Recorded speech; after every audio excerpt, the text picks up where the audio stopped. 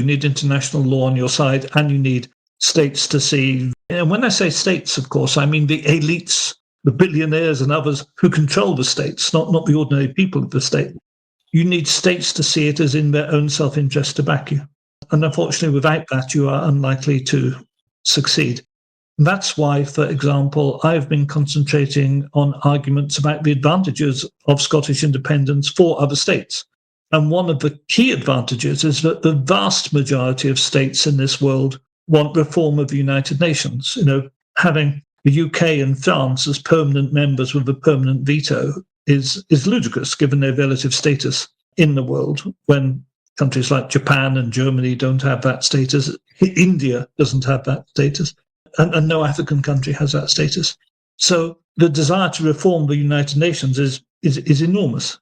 And we can feed into that by saying, if you split up the UK, then it has to call the system into question, because it is by no means clear that England would become the successor state and would automatically inherit the United Kingdom state.